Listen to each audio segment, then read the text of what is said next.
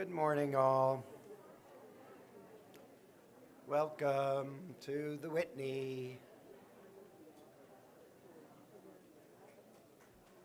To you. I mean this deeply. Thank you all for being here. It is so moving to me to see people in person and to be back to the biennial. The biennial is one of those things that's like a homecoming.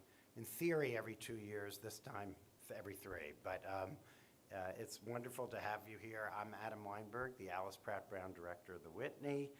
And we are so grateful for this opportunity to gather in person for the preview of the Whitney Biennial 2022, Quiet as It's Kept. The biennial helps define us who we are as a museum, an institution that champions creativity, talent, passion, and vision of contemporary artists today. This is the 80th edition of this long-running exhibition series. No counting, because even though it started in 1932, you might wonder how we had 80 biennials. Some of them were annuals, and we still don't know quite how to count them ourselves, but it's a lot of them. The tradition of the biennial is an integral part of our founding mission in support of living artists of all generations. It is also a moment when everyone in the Whitney comes together with singular purpose to realize an exhibition that captures the spirit of the times. It is a moment of great responsibility when all eyes are on the Whitney. And above all, it is a moment that is profoundly meaningful and memorable to the participating artists. I think there are quite a number here today. Welcome to all of you who are first-time participants, some younger, some older, and biennial veterans, of which there are a number as well. It's also a joy and honor to recognize my esteemed colleagues and the co-curators of the Whitney Biennial 2022, Quiet as It's Kept, David Breslin and Adrienne Edwards.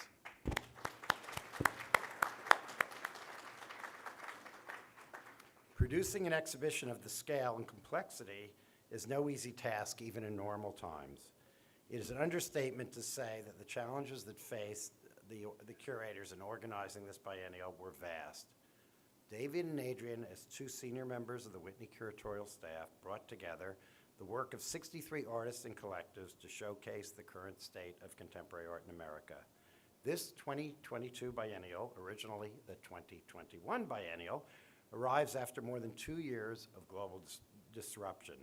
The pandemic, racial reckoning, economic inequity, political division, and environmental catastrophe. Though the works in this exhibition were made before the invasion of Ukraine by the Russian Federation, this devastating war has further heightened our apprehension. The artists in this exhibition challenge us to consider how the present moment affects our sense of self and community, offering us solace, encouragement, boldness, and even defiance. The 2022 biennial surveys the art of our times through an intergenerational group of artists working across disciplines and media, and offers one of the broadest and most inclusive takes on the art of the United States ever presented. This dynamic presentation will evolve throughout the course of the exhibition. Artworks, even walls, will change, and performances will animate the galleries and objects. Like the 79 annuals and biennials that preceded this one, the 2022 biennial is a ritual, a coming together of which you are all part. It's a celebration, and we know it's a critique. It also calls upon the museum to put our faith in the artists we support to help us understand and digest the significance of our current realities. I want to congratulate all of the artists represented in this exhibition, many of whom are here today. Their work reflects the spirit of the present moment while also honoring the deep historical awareness of art, our society, and the Whitney Biennial itself. And it's no understatement to say their participation is an act of trust. Their inspirations are much needed, and the questions that their works raise are fundamental. And without them, there is no biennial, and indeed, there is no Whitney Museum. The Whitney staff is devoted in its commitment to the work of the artists of our moment, which is evident in the significant number of biennial artists making their Whitney debut today. The biennial is the moment when the museum becomes a giant working studio with art handlers, carpenters, registrars, designers, technicians, educators, and so many others work as a team to realize dozens of projects simultaneously. This exhibition is in testament to the dedication of this entire team. They have achieved something truly extraordinary. In addition to David Breslin, the DeMartini family curator and director of Curatorial initiatives, did I get it all right? Perfect, thank you. Long title, and even a longer title to Adrienne Edwards, the Engell Speyer family curator and director of Curatorial affairs. I cannot say enough. My gratitude is great.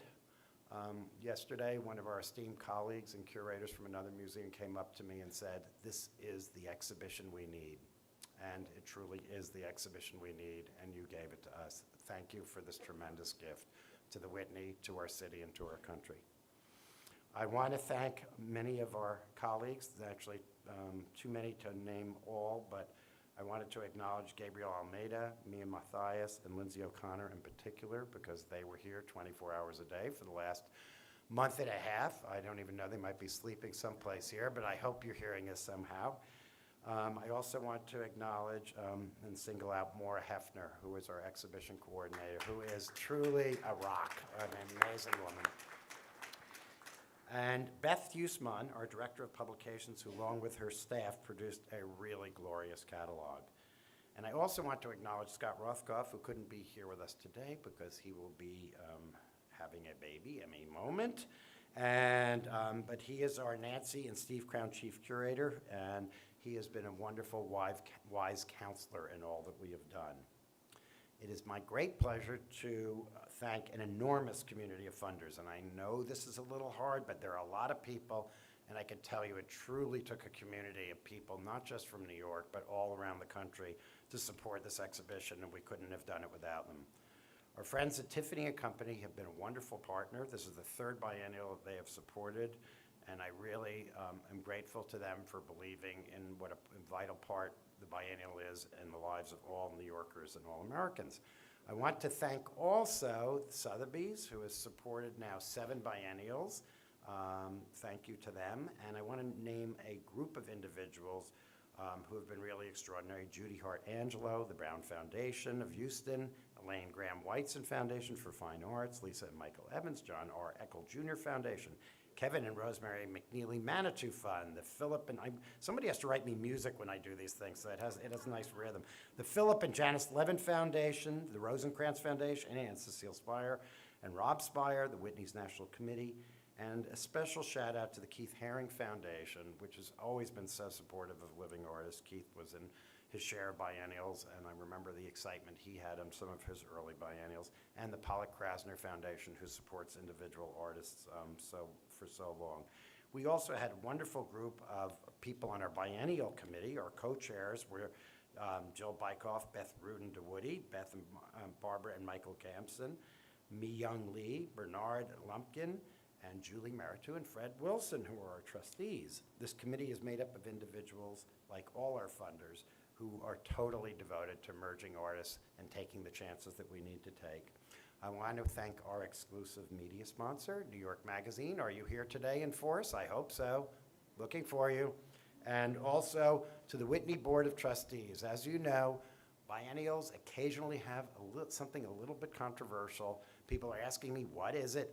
I don't know. I never do know. It always hits me in the back of the head. But I have to say the trustees have been very courageous, understanding that this is the lifeblood of the institution. This is who we are. And as one of my trustees says to me, Adam, you always say you want to be part of the conversation. Guess what?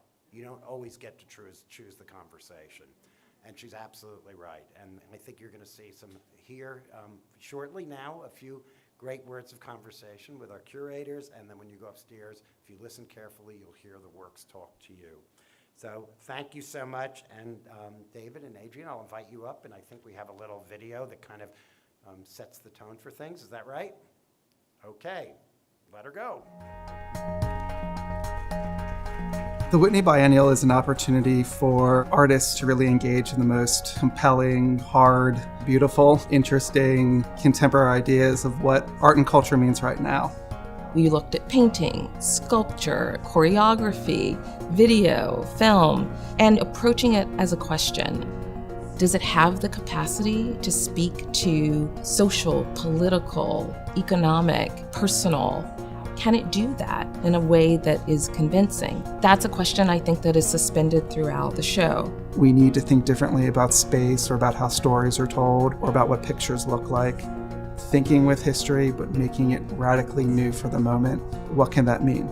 Things that structure our lives, systems that shape our world, identity, how you think about race, how you think about gender, how you think about belonging.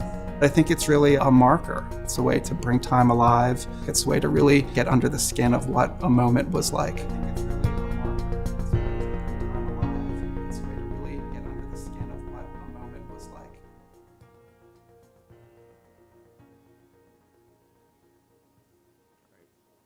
Thank you.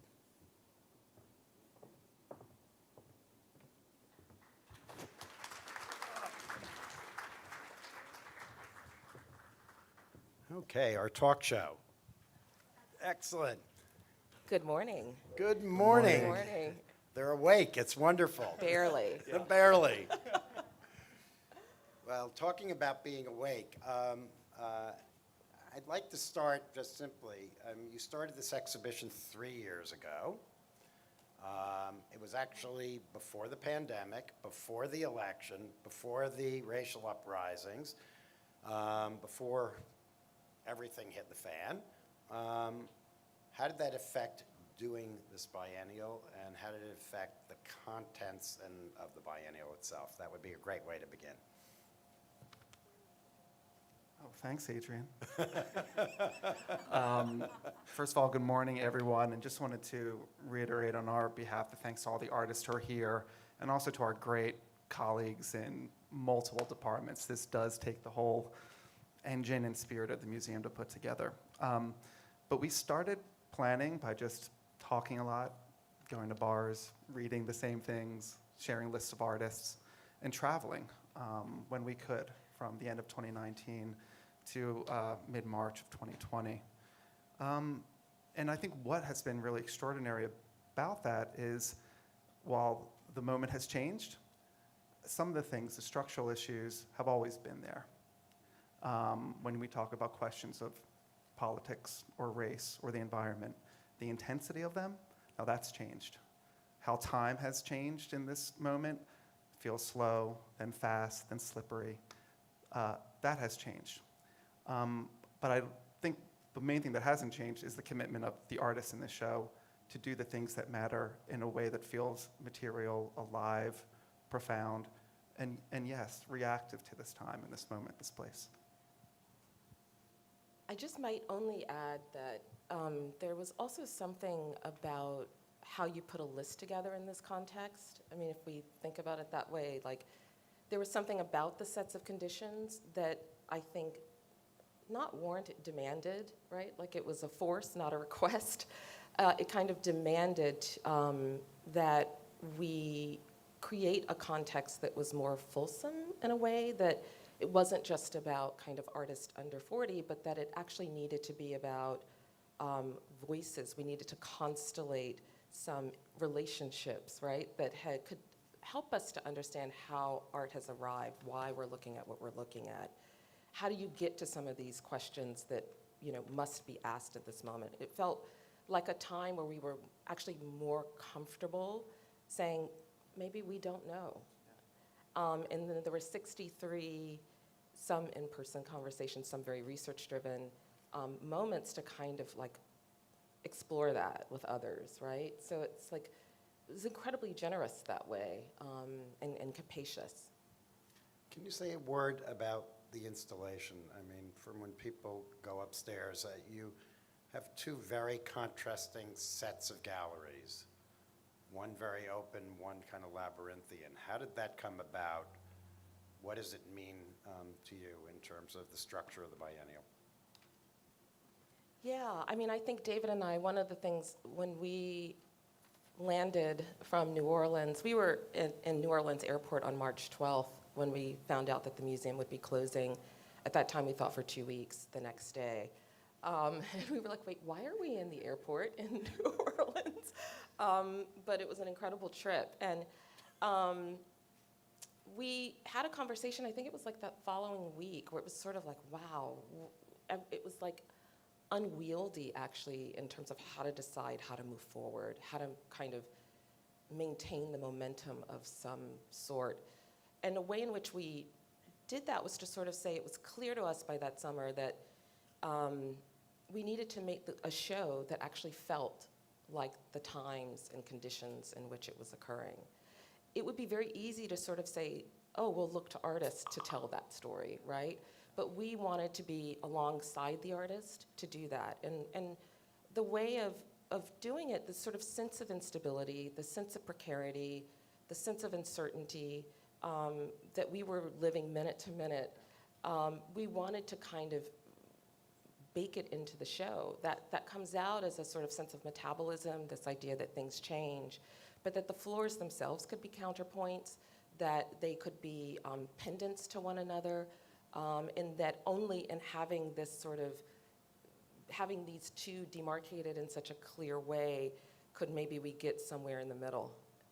And I think that that's something to think about as you navigate through both of the floors, the main floors. Yeah, and I very early in those moments, I remember conversations that we would have about kind of being buffeted by such a range of emotions. Anger, despair, quiet, sometimes joy, which would feel very strange given the moments. And we wanted an exhibition that also felt. There's a lot of thinking to do in this show, but how thought and feeling come together, how affect and mood can be realized in a place is something that was very important to us. We're in the business of helping ourselves and other people feel. And I think in this time when we've had so many ranges of emotions that you could almost become numb from having to deal with them, how can an exhibition actually open up space for different kinds of feelings? Your word capacious, I think, is one that is so useful because it has to accommodate so much, because so much has happened. The sand is always shifting, we know that. Every biennial is happening in a shifting environment. So this isn't new, but how do we actually, after these 3 years, make this building come alive with that assembly of voices, and ours included? I think we should also say that the sort of set of ideas that we call hunches, I mean, they were there before everything happened. I think that's an important thing to kind of note. And that they held during this time is, I think, has been something I want to process for a while. I don't know if that gives me hope or makes me less optimistic. Well, speaking about what you call hunches, they're not themes, but they're hunches, and some of them have to do with things like abstractions and kind of ghosts and other things. Could you talk a little bit about some of those hunches? Yeah, I mean, David and I have had commitments for a very long time around these, what we're sort of constellating as hunches, but we didn't have any answers necessarily. It's been, I mean, you're finding us, it's in some ways like the biennial is interesting because it's like this, in this instance, a 3-year moment, right? But for us, this work is 10, 15 years. It's a much longer kind of arc, if you will, which is something we also wanted to acknowledge. And so abstraction in some ways is something both of us have looked at in our careers. And what a better moment to sort of turn to abstraction in a moment that is so much about the unknown, that is so much about needing to feel something, that is about a moment that's unresolved. So abstraction became this moment to sort of just say, how do we know what abstraction can do? And then we just set a course trying to figure that out. And maybe I'll just take one more and sort of say another was this idea of lush conceptualism, which is something happened, a lot of this moment happened in our wonderful Breuer building, where artists were taking the sort of notion of conceptual art, the position of ideas in art, and in the 90s, in the 80s, we could even say Adrienne Piper was already doing this in the 70s, but they were sort of saying, listen, what we're dematerializing here, is not the object. It actually has nothing to do with that. What we're really challenging are these systems, are these structures, are these constructs of identity. And that meant that the objects themselves needed to be thicker, denser, lusher, intermedia, et cetera, polyvocal, multivariant. And then maybe you could do some of the others. Yeah, I mean, one thing that we really knew we wanted to think about from the beginning is to think about what it means to be doing a biennial at the Whitney. There are many biennials or triennials at places. What does it mean to do it here? And as a Museum of American Art, to have that in your name, it's a question, it's a provocation, it's something to address. It just can't be naturalized. So this idea of how do we work with borders and boundaries, some very physical ones, like the border between the United States and Mexico, or the thinking around indigeneity and sovereignty within nation states. These are very important to us, but they're also psychological ideas of boundaries. Rayon Tibet, who I see right here, has this incredible project that you see throughout the building called Becoming American.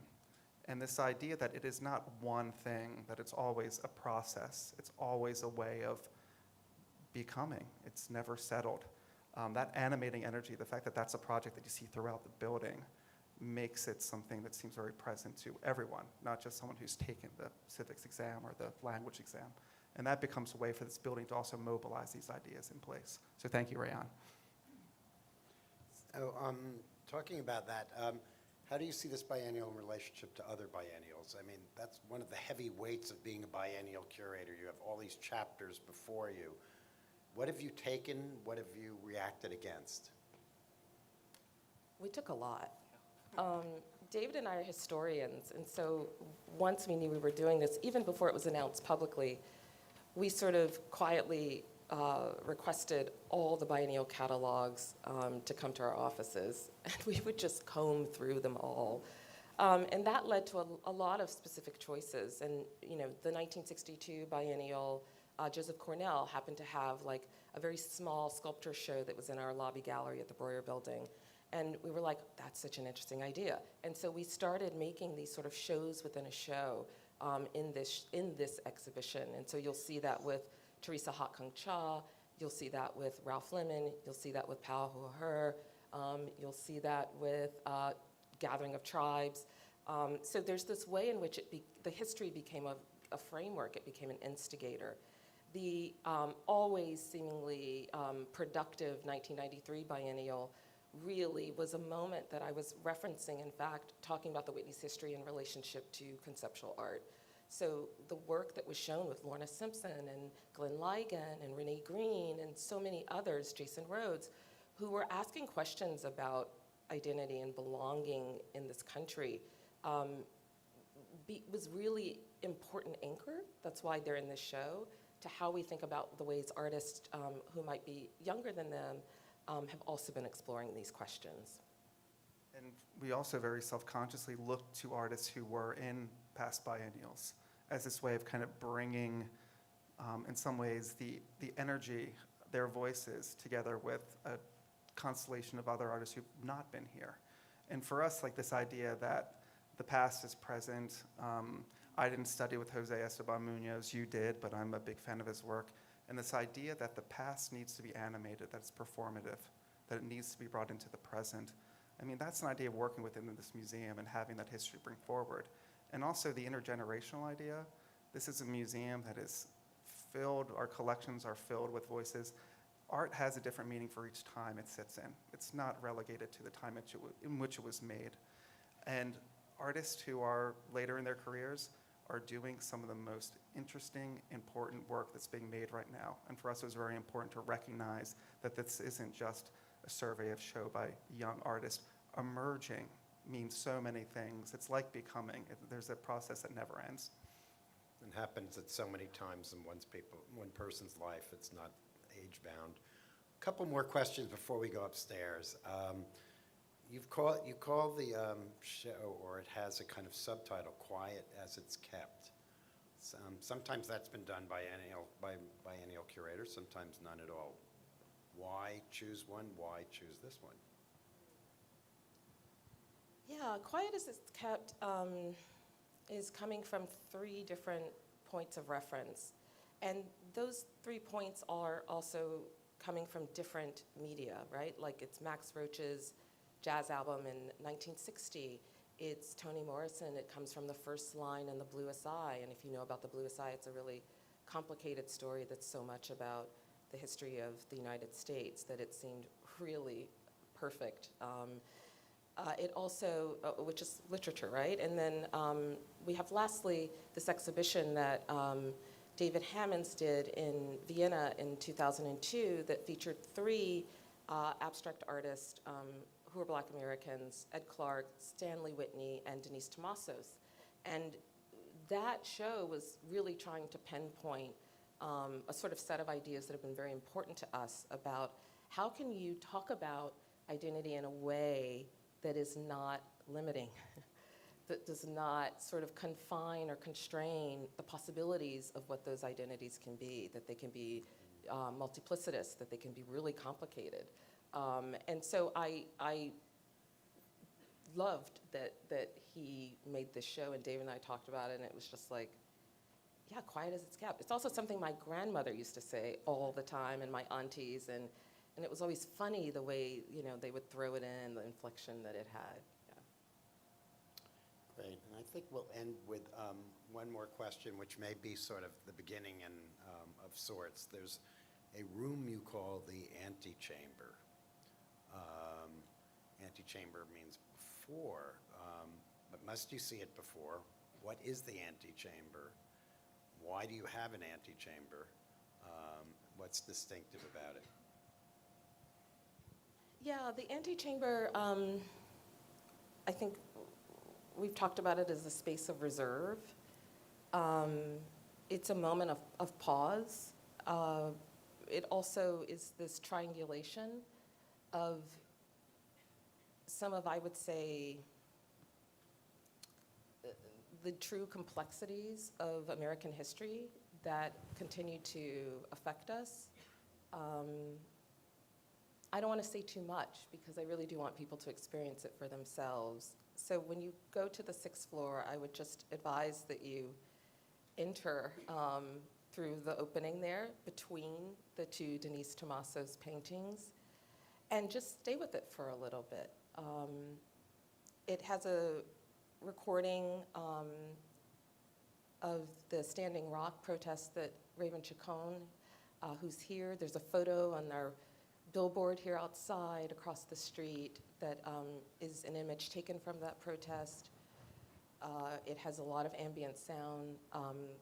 And then there's also Thomas Edison's breath that Henry Ford collected at the time that Thomas Edison died. Ford was obsessed with Edison. And then there's a black monochromatic relic that is perched high on the wall. And I just think you should go in and feel that space. And then by ending, I just want to, the show is going to be changing. It's not all inside the museum itself. And I think some of it even extends beyond the time of the biennial itself. So before we begin to see the show, I just want for people to know why they must return to the show. One of the hunches that we had was that a show should have a metabolism, that it should kind of grow and change, as we all do. It's a life, it's a living thing. So some of this comes really directly out of what the artists had been thinking about their work. Alex DeCourte's project, which is this beautiful film projected on into a cube, he wanted to have the color of that cube change during the run of the exhibition. His brother Americo was a house painter. He wanted to bring his brother into it, but he also wanted to nod to John Baldessari's piece, 6 Colorful Inside Jobs. And when he proposed this to us very early on, we thought, well, this is a way that the whole exhibition will change, not just your work, because this is in the 5th floor gallery that's open in the clearing. So by that gesture, in one day, everything around it will change, which feels very true just to how life is. Someone like Jason Rhodes, who has a piece called Sutter's Mill, this is part of a larger installation that he did called Perfect World. And every Friday during the run of the show, it will be taken down and put up again. This kind of also a metaphor and action of the fact that a perfect world doesn't just exist. It's a process. It's a fabrication. And then as Adrienne noted, there are projects that will change during the run of the show. Ralph Lemon's installation of drawings and paintings will take a different shape almost monthly. Pa How Hers will come in and out and change. And then there's all the performance that we've been working with. Well, thank you both so much. I imagine you'll go up in the galleries and answer questions, which there might be a number. And I just want to thank all of you, our extended community and family. It's wonderful to have you all back here today. I gather you can start on either the 5th or the 6th floor. There is no beginning and there is no end, even though there's an antechamber. Welcome to the Whitney, and come back often to see the show. I've been through it 4 times, and I still have barely begun to scratch the surface. So look forward to seeing you all often. Thank you. Adam, can we just really quickly thank you? Because Yeah. you have been incredible throughout this process. We came to you a lot, and you never told us no. Thank you. Thank you.